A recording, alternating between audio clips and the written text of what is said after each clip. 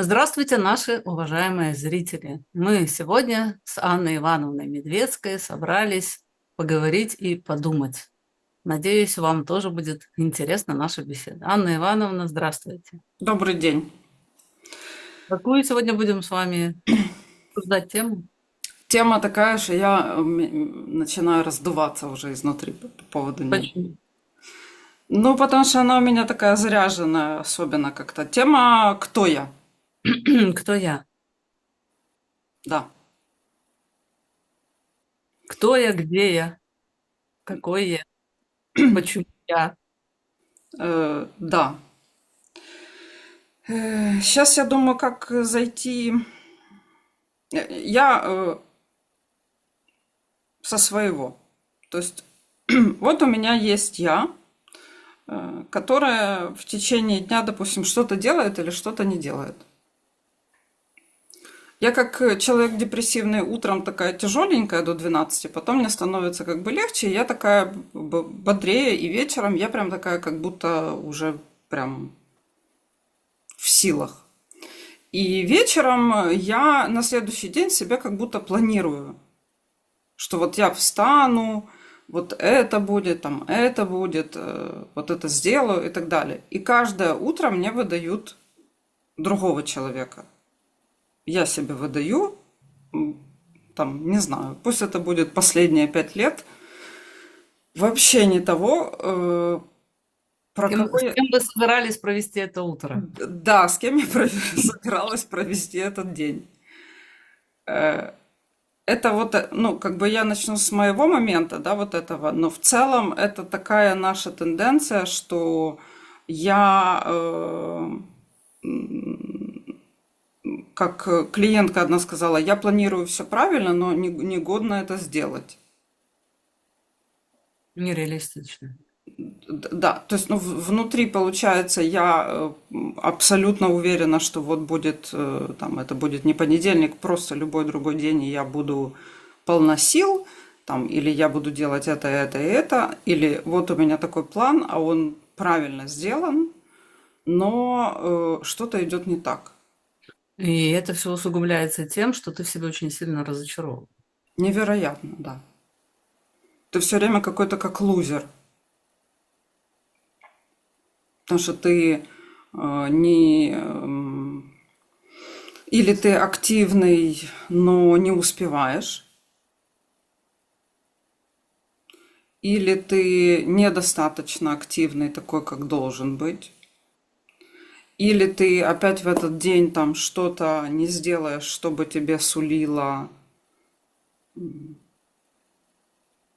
Перспективное развитие и иное качество жизни. Да, да. Хотя в психике есть понимание того, что в этом есть необходимость, и это даже не какое-то вымышленное давление. То есть часть понимания есть, что нам должно делать, но э, ты все равно другой.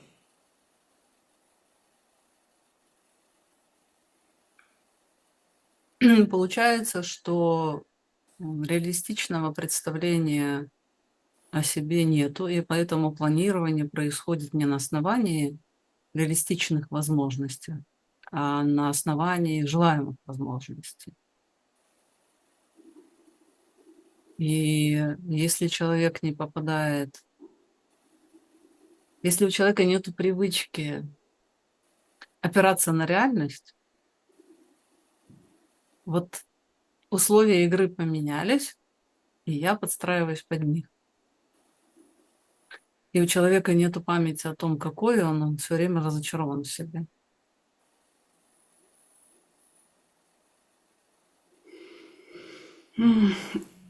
Вот это вот момент разочарования, он для меня, вернее как, я понимаю, что в точке, где я встречаюсь с собой реальной, более или менее, я не говорю, что я все вижу, что-то я вижу, и у меня на это сразу идет эмоциональная реакция. Ну, эмоциональная реакция недовольства. У Да, нее есть имя. да, я такая, как будто такая, как же я с вот этой такой там проживу хотя бы до 60 условно. До 6 вечера. Вот, вот, эти размеры, да. То есть мне бы было бы неплохо подумать, как там, да, хотя бы до вечера. А я даже я все время выскакиваю куда-то, вот эта шапка все время на помидоры куда-то. Вот сразу видно размер. Ну да, Мгм. говорю до 6, вы говорите до 60. Получается, что человеку как будто все время неуютно в реальном размере. Он все время хочет нападать на него, вот на себя реалистичного. И его нападение, оно агрессивное, потому что недовольство– это агрессия. Ну, я недовольна собой, я недовольна тем, что я могу или успела, и это недовольство. Недовольство, агрессия– это всегда толчок такой на разрушение. Я или хочу достать волшебную палочку и отменить это, или же я хочу наорать на это, и чтобы оно изменилось. Надо наорать, и оно изменится. То есть я как будто все время себя подстегиваю вот этим недовольством. И вот это как женщина, которая вышла замуж, у нее есть муж, и она пока им недовольна, она обладает лучшей жизнью с ним. То есть какой-то вариант лучшей жизни с ним, он продолжает быть. И я все время нахожусь в этом сравнении есть и хочу. Я этим обладаю, а это я хочу. То есть фактически я не живу в реальных обстоятельствах с реальным мужчиной, а в теме нашего обсуждения с реальной собой. Я все время как к себе отношусь, как к супругу, который меня опять разочаровал.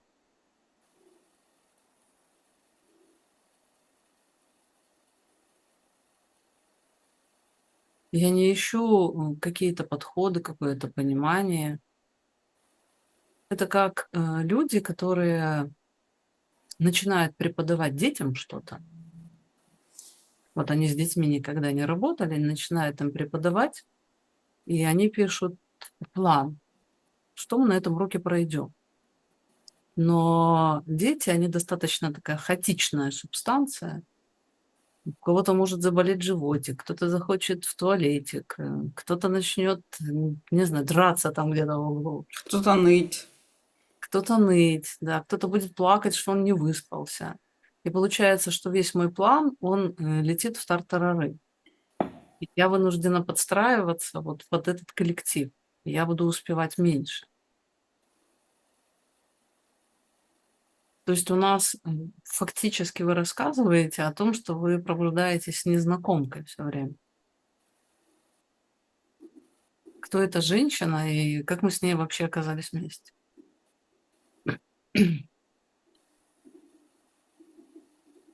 Но я же понимаю, что я внутри не подстраиваюсь.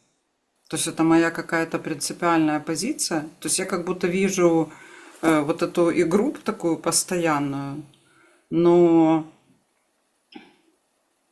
Ну а что вам, вот, Анна Ивановна, лично, персонально не дает возможность смириться с тем, что вы такая? Если вы придет это смирение, то что будет?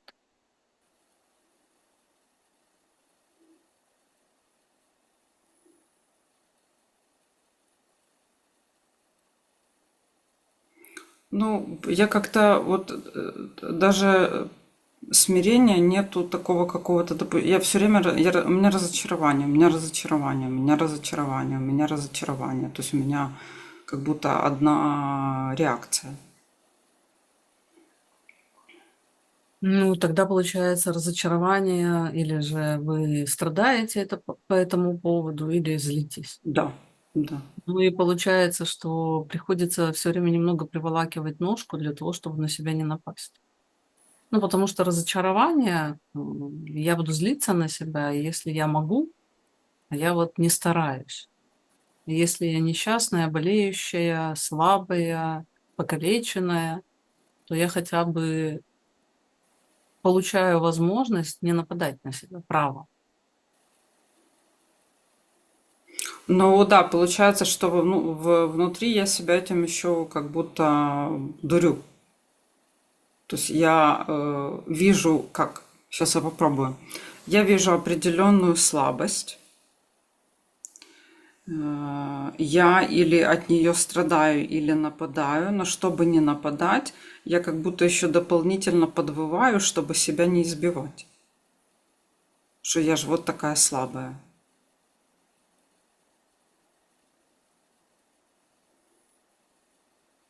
Получается такой парадокс. С одной стороны, где-то есть лучшая версия меня, лучшая я, которая это может, но с другой стороны, я должна демонстрировать себя более слабую, более немощную и еще придумывать аргументацию, почему это так, для того, чтобы не попадать под собственную аутоагрессию.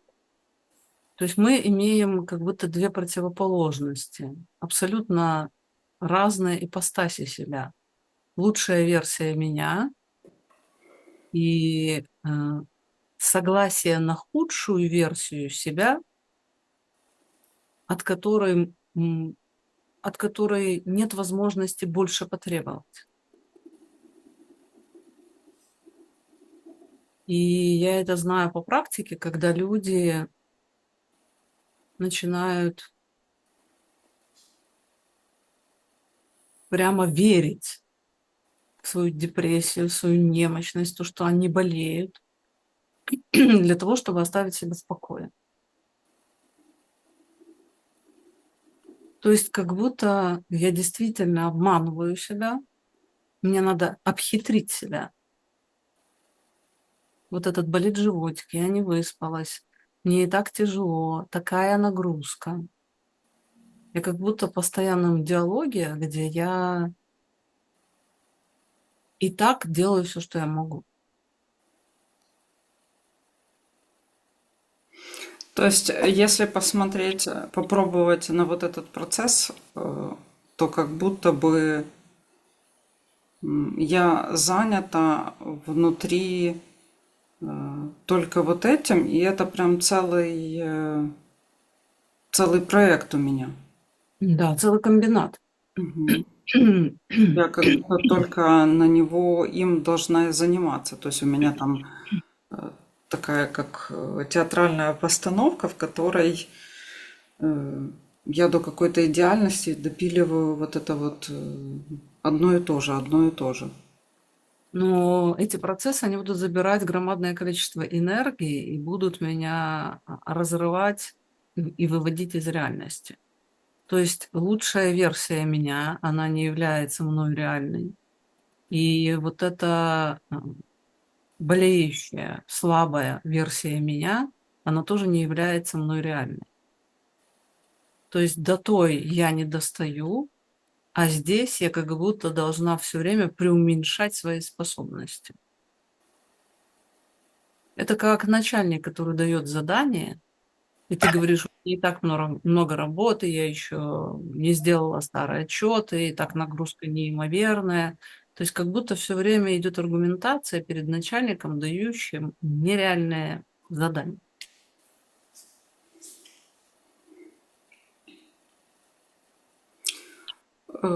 Но тут вот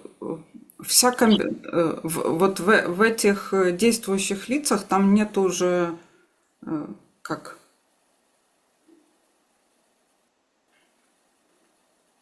Но в этих действующих лицах есть театр, но нету реальной жизни. Я вот перед отпуском, нет, точнее, сразу как я ушла в отпуск, у меня был момент, когда я так устала, как будто мне нужна была официальная какая-то справка, документ перед собой, чтобы мне отдохнуть.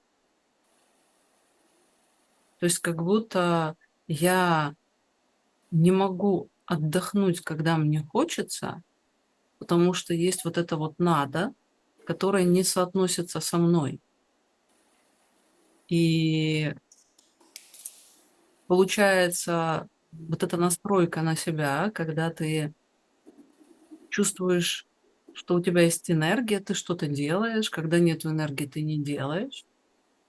И тогда ты сонастроен с собой, и у тебя есть чуткое прислушивание к своим возможностям, к своему состоянию.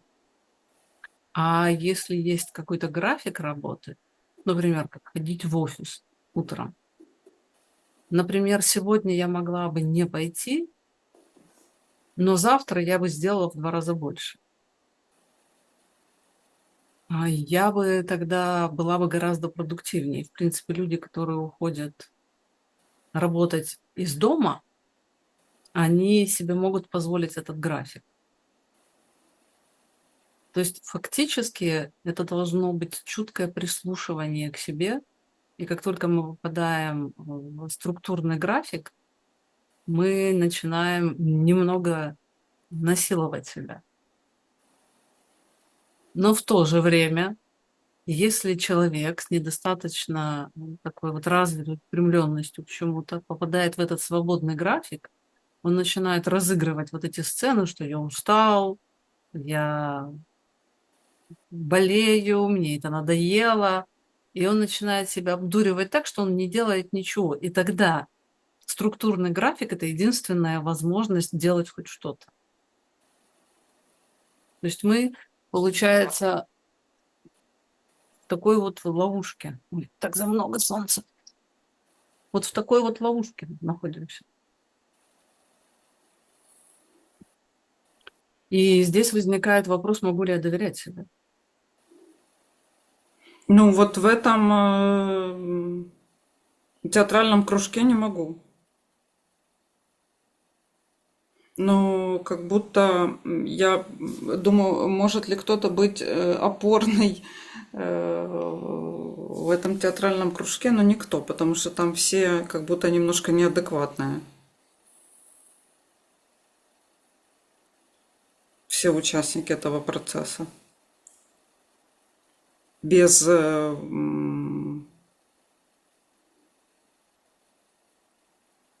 без какой-либо опоры. Ну, там, сейчас я перескакиваю, Ольга Федоровна, там и Ну, надо какое-то другое. и надо. Надо, да, другое. То есть оно там какое-то, как будто тебя заставили бабушка с дедушкой яблоки там выбирать в огороде. Ты вообще как будто не понимаешь, зачем оно тебе надо. Ну, я вот снимала видео, оно вышло в прошлую пятницу, про надо продолжить.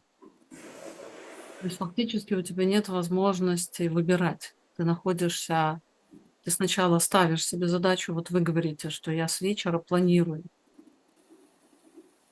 И я планирую, я ставлю себе задачу, а потом я начинаю сама же бунтовать против этой задачи.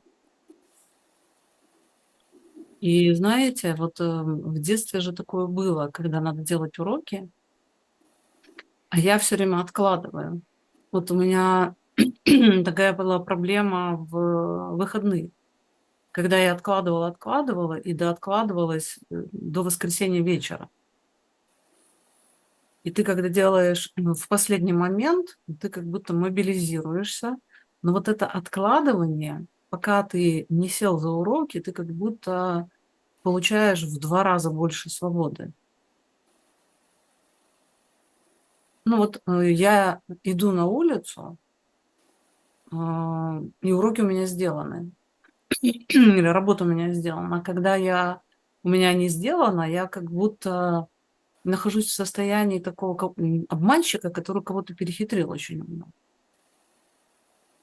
То есть меня это драйвит, когда вот ты отмажешься, как говорят, когда ты Проскочишь. проскочишь, когда надо делать, а ты не сделаешь. То есть в этот момент я еще получаю ощущение великого какого-то хитреца.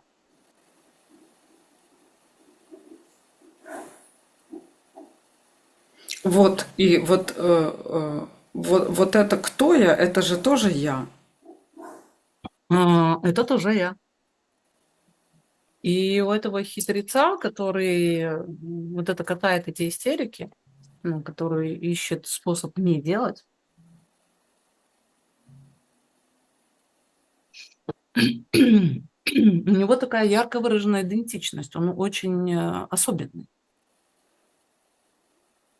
Ну, то есть его можно узнать. Вот если бы с вами кто-то разговаривал и придумывал бы эту аргументацию, такую немножко подскулил бы в этот момент, и вот пробивал бы вас на жалость, на понимание, он был бы в таком состоянии жертвы, то вы бы чувствовали, когда с вами так разговаривают.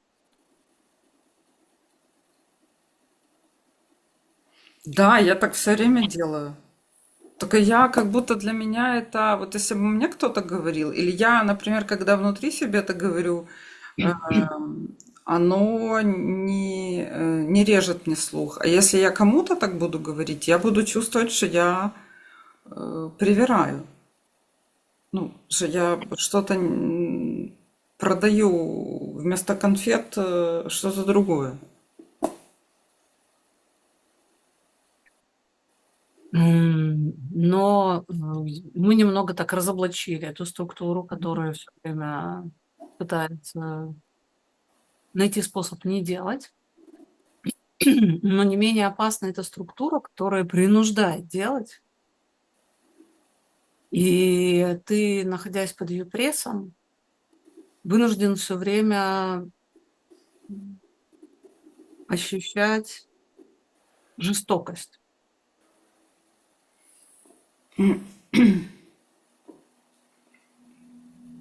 То есть у нас есть жестокая структура с непомерными требованиями, и есть привычная структура, в которую мы прячемся, где мы жертва, которой слишком тяжело.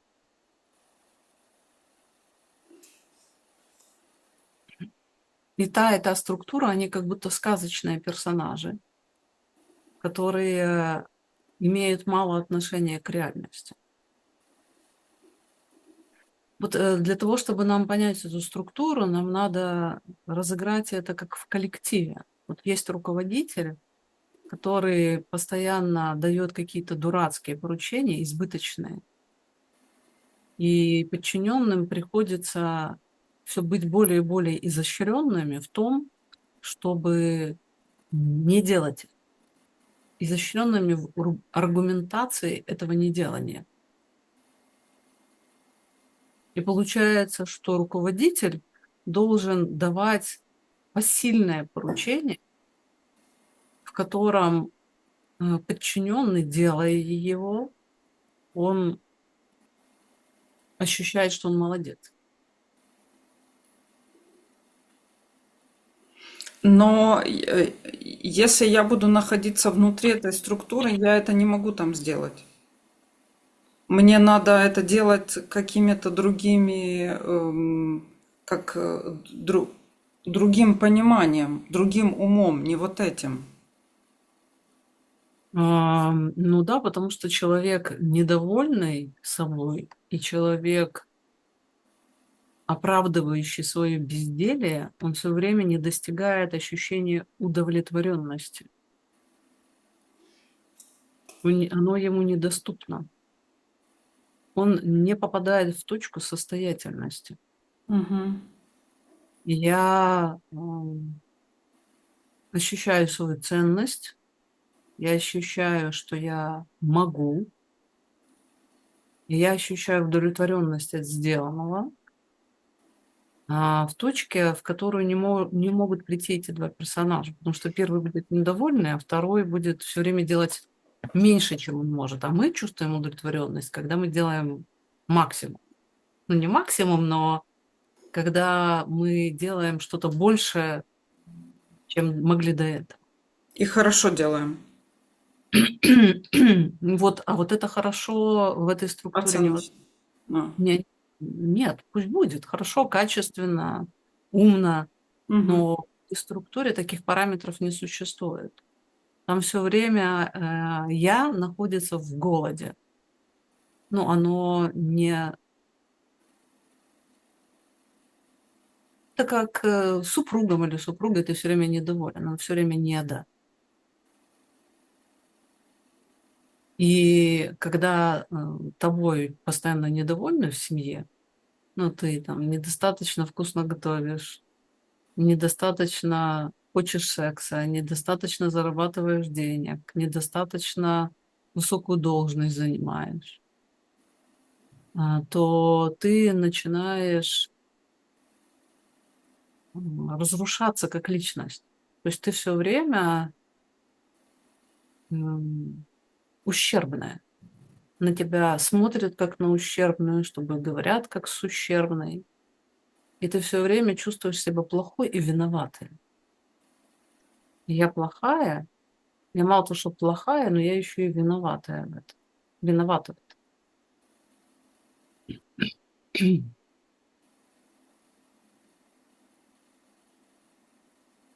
И тогда, чтобы не быть плохой и виноватой, я должна придумать, почему я не могу заработать, потому что мир такой. Что я не хочу секса, потому что я устала, и мне надо еще больше быть уставшей для того, чтобы не чувствовать себя плохой, что я его не хочу. Мне надо сказать, что мир очень жесток, поэтому я не могу построить карьеру, мне надо соревноваться. То есть это единственная возможность мне спрятаться от этой плохости и виноватости, но в этом убежище у меня нету достижений. Да, я сейчас вы говорите, я уже начала проваливаться. Ну, то есть я не выдерживаю вот эту вот всю цепочку. Но я абсолютно четко чувствую, как я внутри это делаю. Как я внутри занимаюсь только, ну не только, вот это оправдание постоянно есть такое. Но этому оправданию предшествует нападение. Да, да, и Ну, мне, чтобы быть недовольной, как будто бы, не знаю, это, я сейчас, вот, например, ну, человек как будто распятый на кресте. Он как будто все время занят этой работой.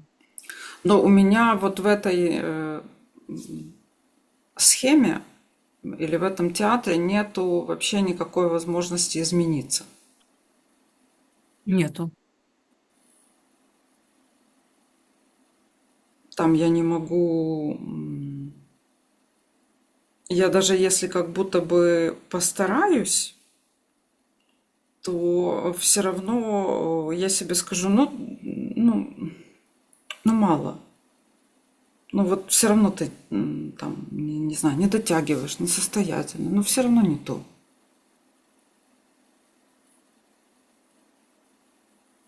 Да, эту структуру не удовлетворить. Как будто она не хочет, чтобы ты дал что-то конкретное, а как будто ее функция быть все время недовольной. И этим недовольством как будто стимулировать тебя, но у тебя шанса накормить ее, удовлетворить, понравиться ей никогда нет. И тогда единственная возможность — это найти другого человека, который наконец-то тебе скажет: это заветное, ты молодец.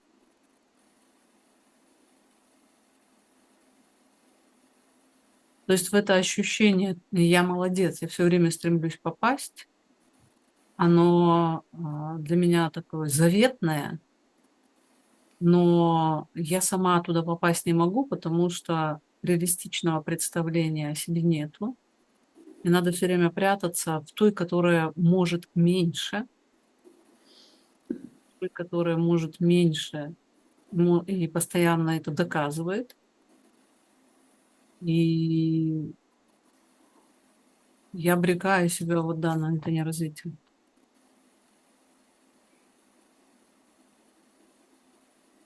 Получается, мы с вами говорим вообще даже как будто не, и не про то, кто я, а про то, как внутри даже невозможно задать себе этот вопрос. Мы говорим, кто я. Да. Мы как раз уточняем все. Мгм. Все. Мы называем вещи своими именами, поэтому мы точно говорим, кто я. Вот это тоже я. Мгм.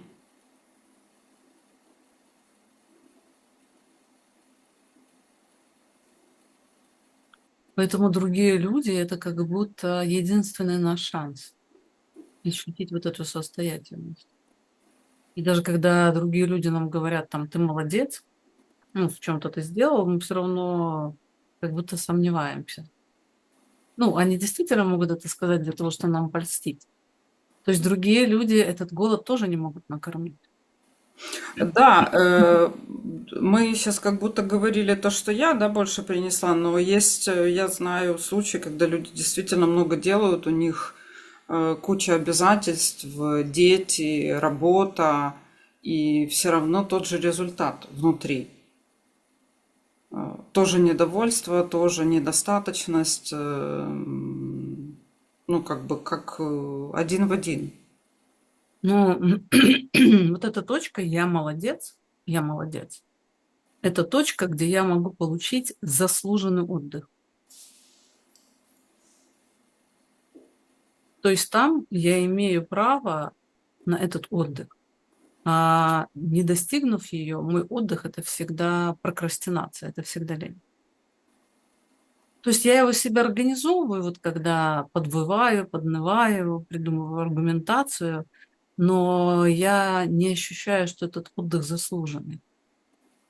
Это вот когда ты идешь в отпуск и понимаешь, что ты как будто самозванец, который не слишком сильно устал, который мог бы работать и работать, а он отдыхает.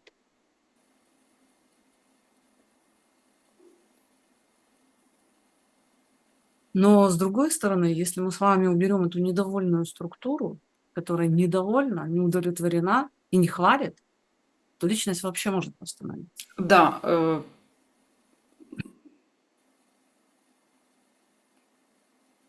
получается, я этим пользуюсь, как я, допустим, я его там полностью не видела, какая я, да, или видела, но забываю. Но если у меня это забрать, у меня как будто нету другой меня, которая там что-то медленно будет лупать эту скалу, которая будет этими маленькими ручками до 6 вечера думать, что она может сделать. Или там, Да, подвывать, поднывать, быть недовольным, но хоть что-то делать. да. То есть получается, что эти две структуры, они взаимосвязаны. Мы даже не понимаем, какая из них появилась первой. Та, которая не хочет делать, или та, которая недовольна. Ну, наверное, та, которая не хочет Не делать. хочет. Но я думаю, что вот эта, которая не хочет и все время в позиции жертвы, она и компенсируется вот этим недовольством. То А есть она вот, может еще раз, не хочет ну, компенсировать как будто наша личность для того, чтобы хоть к чему-то стремиться, она выстраивает, весы, уравнивание. да, она выстраивает вот эту вот компенсацию. Мгм. Ну, фактически в детстве вот эту фигуру недовольства, недовольную фигуру, ее воплощают наши родители. Ну, когда мы говорим, что они будут ругаться на нас, что они будут недовольны нами. И мы как будто боимся их и делаем то, что бы не делали. Там убираем игрушки, встаем в садик. И Хорошо получается, учимся. да, хорошо учимся. И ребенок, он точно не понимает, зачем ему надо игрушки убирать. Даже если мама говорит, ну вот, когда игрушки сложены, ты можешь найти игрушечку, которую тебе надо. Войдешь в садик, всякие дети, ты будешь играть, развиваться, потом в школу. Ребенок не понимает этого. Он не может мыслить тем, что будет потом. Вот у него, а, если он сейчас не хочет, то потом не может быть интересно. Вот он потом приходит в садик, ему интересно, у него друзья, но он не может спроектировать этот момент, когда он пришел, ему уже там интересно. Вот он сейчас хочет спать, и все. Он как будто жертвует своим будущим интересным. Мгм. И получается, что мы в этой структуре нытика и недовольного, мы застряли в детстве, и взрослому человеку ее надо на что-то заменить. Вот я сейчас, может, буду говорить странное. У меня есть последнее время такой импульс появляется, как будто э, не то, чтобы надо, а то, чтобы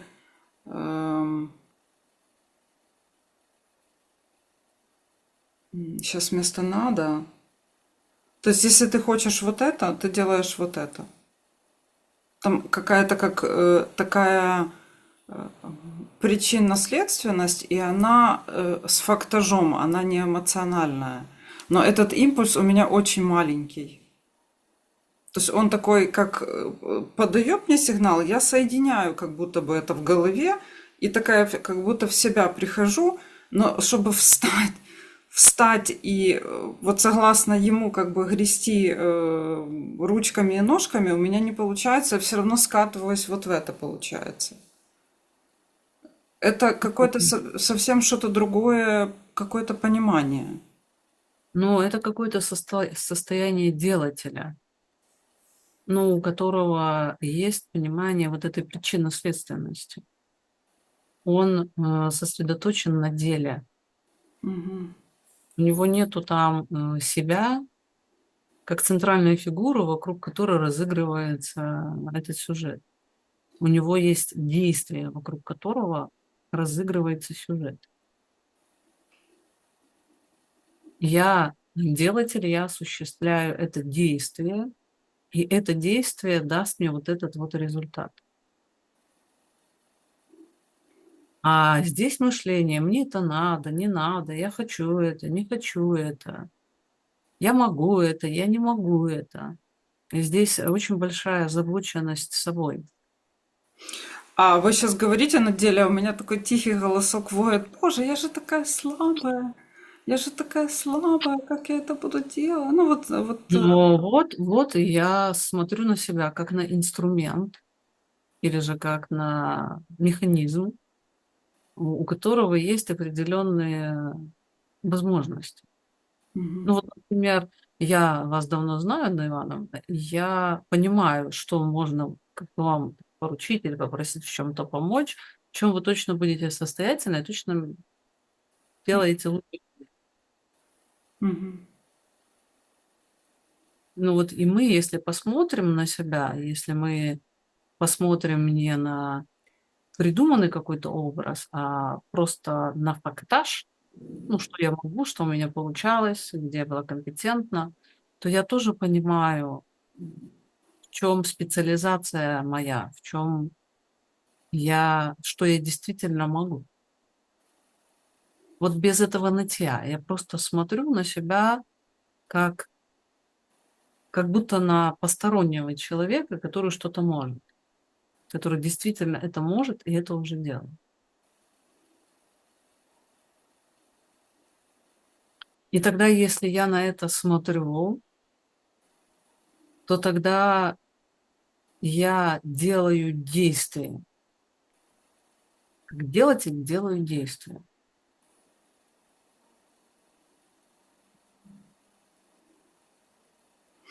Вот мне кажется, что там много,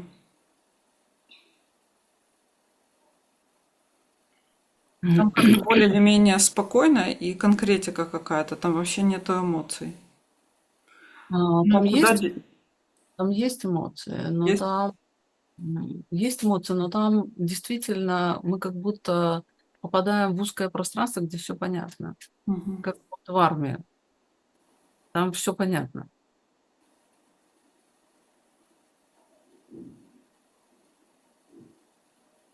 Ну вот, например, если я организовываю вебинар свой, то я как будто нахожусь все время в сомнении. Я правильно сделала, я правильно ответила. Может, надо было так ответить, может, надо было то организовать, а может, надо было вот эту тему взять, а не вот эту тему. Надо было так прорекламировать, такой пост написать. А если я становлюсь делателем, вот есть вебинар, его надо организовать, то как будто в этот момент он распадается на задачи.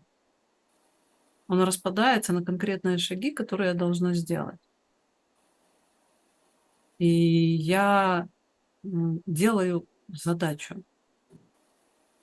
Там нету вот этого эмоционального м, возяканья. То есть я достаю большое количество ресурсов, энергии много достаю.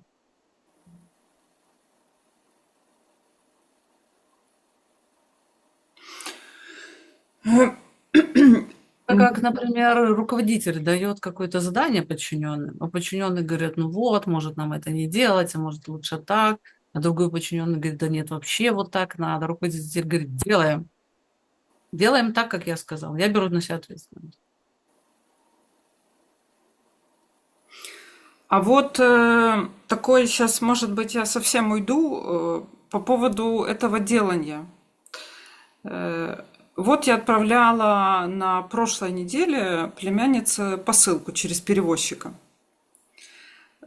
Когда я делала, у меня было, я была такая без, вот конкретно я понимала, что это мне надо купить, вот это я положу, это положу, это положу.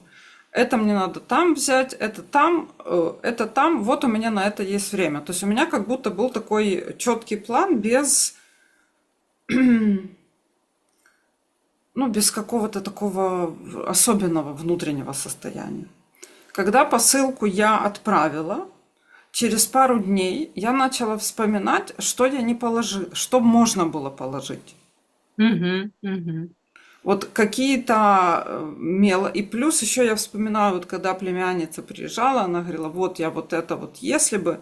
І я, получается, понимаю, що я хотела ей догодити, сделать ей приятно ребенку. Но с другой стороны, я абсолютно озабочена тем, что я это не сделала, и я начинаю себя вот это как сапать в голове. Что вот это ты могла положить, там какие-то маленькие такие штучки. И я себе говорю, Аня, ты не писала список. Тебе надо писать его в следующий раз. Ты тогда не додумалась. Я как будто пытаюсь себя немножко защитить, сказать, ну так не надо делать. Но все равно я вот эта волна, она идет. Но, видите, Анна Ивановна, можно проанализировать и сделать вывод, что в следующий раз пишем список, идем по списку. А здесь как будто вы попадаете в возможность предъявить себе претензии, побыть собой недовольной. То есть вот эти структуры, которые мы сегодня разбирали, вот это вот недовольство, оно дает много удовольствия человеку. Ну, когда, например, кто-то ошибся, и ты постоянно его, но постоянно клюешь в это место, где он ошибся, напоминая про его ошибку. Мгм. Вот нравится его клевать, и ты не можешь остановиться. Да, я поняла, потому что я начала клевать себя. Сейчас была какая-то мысль. А потом устала от этого и начала клевать мужа. Ну, вот это, оно как перепрыгнуло автоматически с кого-то, кто в голове уже я его захватила, и там сразу Но эмоции как-то. видите, вот это вот все время несмирение с реальностью. Мгм. Вот это опять у нас получается не попадание в точку «я молодец». Ну, я это не положила, отправлю в следующий раз, но я молодец, что я отправила посылку. Я как будто все время ищу способ самоутвердиться через это недовольство. То есть я все время, когда я собой недовольна, я лучше, чем та, которая я есть на самом деле. Если я буду довольна собой, то я кто есть, тот и есть. А если я недовольна, я лучше, я могла бы лучше посылку послать. Я лучше, чем есть на самом деле, и поэтому мне надо постоянно прятаться в болеющей и ноющей себе, для того, чтобы не попасть под этот каток, который будет говорить, что ты лучше. Я еще хочу сказать про недовольство. Вот если взять с посылкой, оно такое, как ореолы у него есть, я могу. Там как будто бы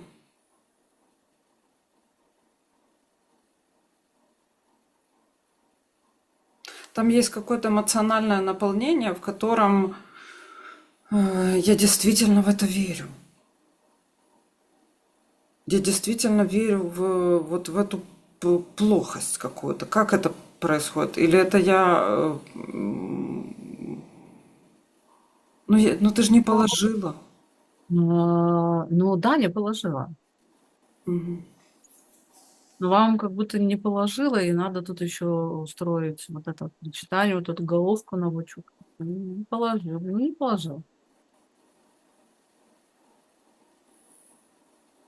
Ну, видите, не хватает, ну, мы, несомненно, не можем мыслить без эмоциональной окраски, но мы как будто входим в какой-то раш эмоционируем.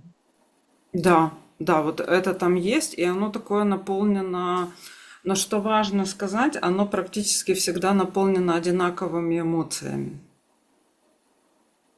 То есть вот если догонять себя, например, ты что-то там не сказала, или ты вела себя неправильно, или ты не положила, или ты что-то как будто уличаешь себя в этой неидеальности, эмоции крутятся там одинаково. Вот это может быть помощником.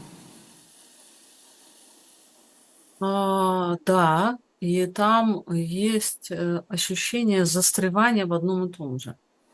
Ну, ты крутишь что-то одно и то же постоянно. То есть там как будто кто-то поставил на повтор. Там повторяется один и тот же сюжет, один и тот же сюжет, один и тот же сюжет. И чувства одни и те же. И чувства одни и те же. Вот это чувство, вот мы такой небольшой итог подведем.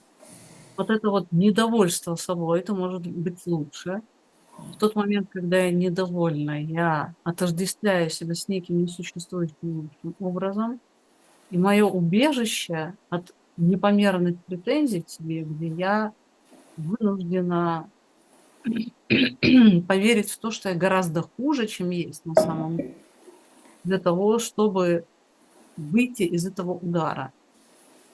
А есть я делатель, которая понимает приблизительно свои возможности и, делая, ощущает удовлетворенность. Но этот тот, кто может быть молодец, кто ощущает эту удовлетворенность, он должен выйти из тех вот двух ипостасей. То есть я это могу почувствовать не между ними, а где-то вообще в другом пространстве. Мгм.